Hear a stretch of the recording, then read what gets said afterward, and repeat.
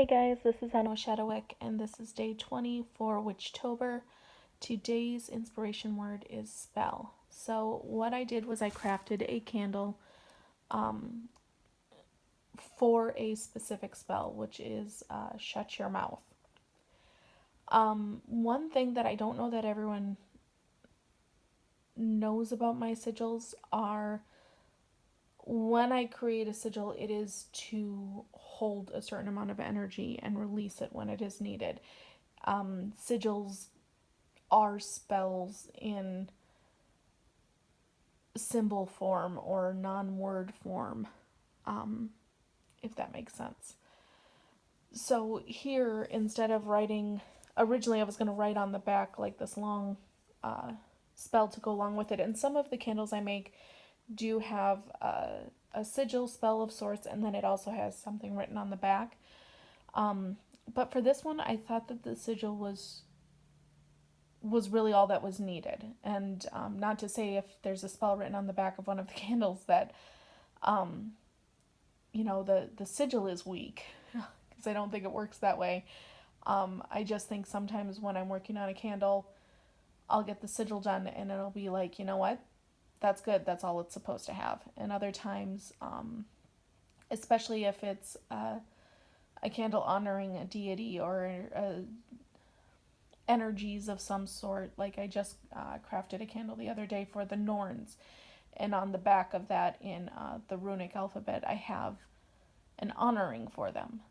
So it's not that the sigil is less connected or less magical. It just, I felt called to do a little more on that one. But on this one, I really liked how this came out. So we have the star pointing above, so as above, on the bottom, the star pointing below, as below. I also use the star pointing upward to connect to or symbolize the goddess, and the inverted star or pentagram for the god.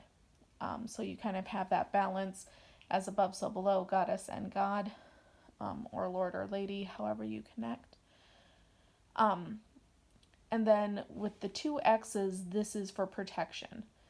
The protection, the arrows pointing to the lady and the lord, it's not that the protection is going out to them, it's that the person who is lighting this candle is asking the lady and the lord for this protection. So the call is going out to them for that protection. And then this is supposed to symbolize this one, when I did it, it was like an exclamation point, like a focus. And then when I wanted to do the reflection of that, it kind of resembled like a drop of blood almost. So kind of the sacrifice. So I liked the symmetry of that. And again, I apologize for my hands being so shaky. I know I say that on every episode, or episode video, but today's is really bad. So I liked that symmetry, that the call is going out. We're asking for this protection to be sent to us, but what we're needing is connected to what is below this point. And because we're asking for this, or calling out for this, or exclaiming this to be done, we are making a sacrifice. What I mean by sacrifice, I certainly don't mean that you're going to go out and murder a firstborn or find an animal and sacrifice it. No. When I say sacrifice, I mean something like your time, your energy. If you feel so called, sometimes people will take their finger and, lick it and put some of their saliva on the candle, as weird as that may sound to some. Some people feel safe and are comfortable taking a drop of their own blood and putting it on the candle for spell work. Perhaps it's something that you have some incense and you'd like to burn that. Burning the candle itself could be a sacrifice. Just you giving something that you wouldn't normally give if you would normally burn the candle, then maybe you want to look a bit further. But I do know some people who, don't burn, that have purchased candles from Shadowwick, and they've told me, I don't burn them because I don't need to. On the bottom of every candle, it says whether this candle is a light or dark, it will connect to the energies it is intended for. So you don't have to burn our candles to get that energy and to connect to the magic that's been put into it, but you can.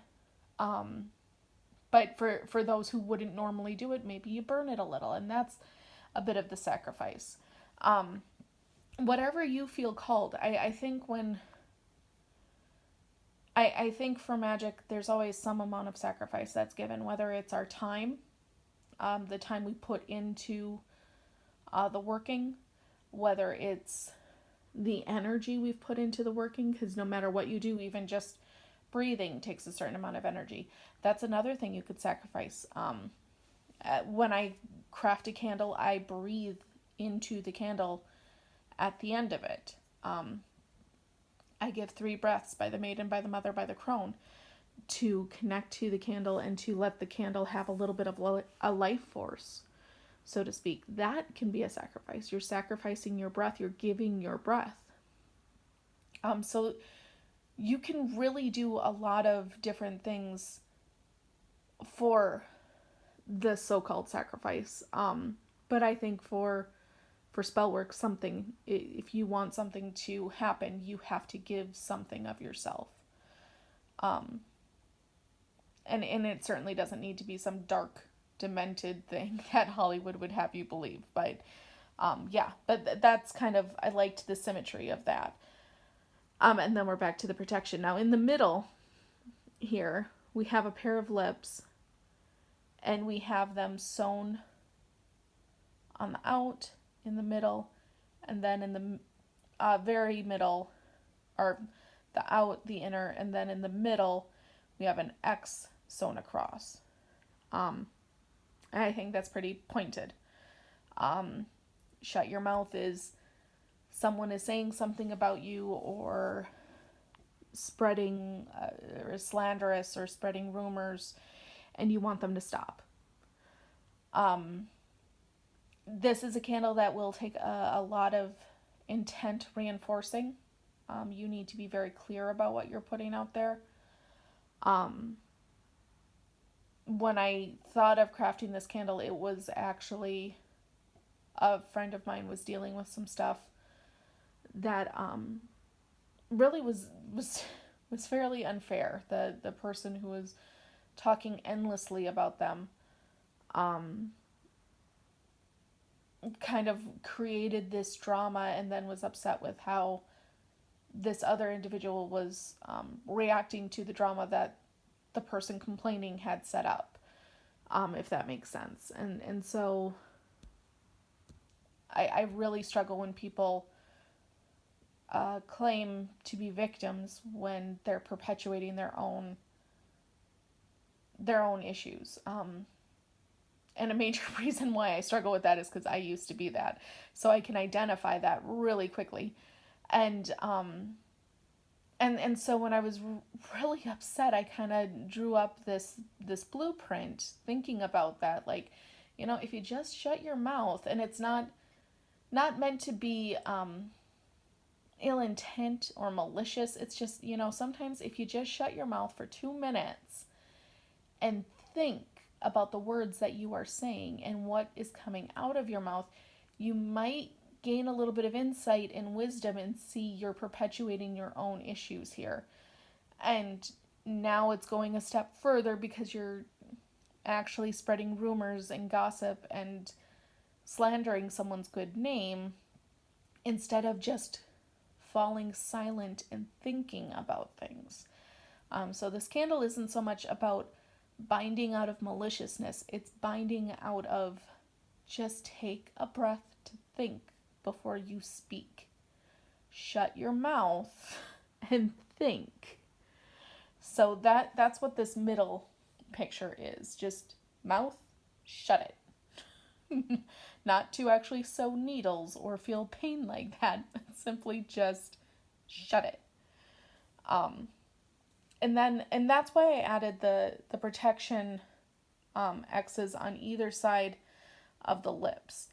Because I do want, not only do I want the person who's lighting this candle to be protected, but I also want the person who's needing to shut their mouth to be protected. It's not a cursed candle out of ill will or maliciousness. It's just a slow your roll and think about things.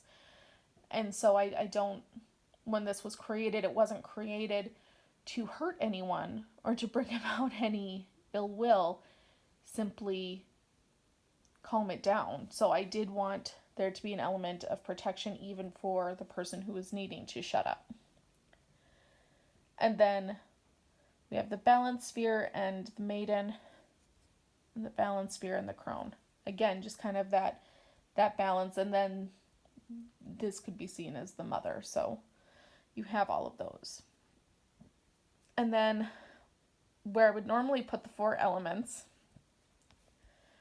I have 4 skeleton keys. So the elements are locking up the speaker, so to speak. So see what I did there? But the elements then are being invoked, even though the alchemical signs are not being presented here. But they are represented with those keys. They are working to silence the person. Again, not forever, not to be ill or mean-spirited or malicious, but more just shut up for a second and think things through.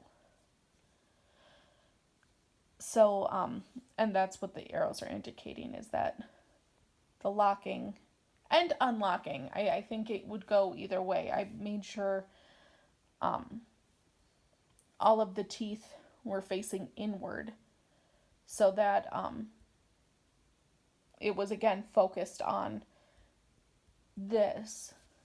So the locking and the unlocking would be able to be done by the speaker. So yeah. So that is the spell that is on the Shut Your Mouth spell candle. It is up on Etsy, or at least it was today. I know I've got some other videos to catch up on. I'm still getting videos done for the 16th, 17th, 18th, and 19th. This is the 20th, but I just put this on Etsy, so I wanted to get this video done ASAP.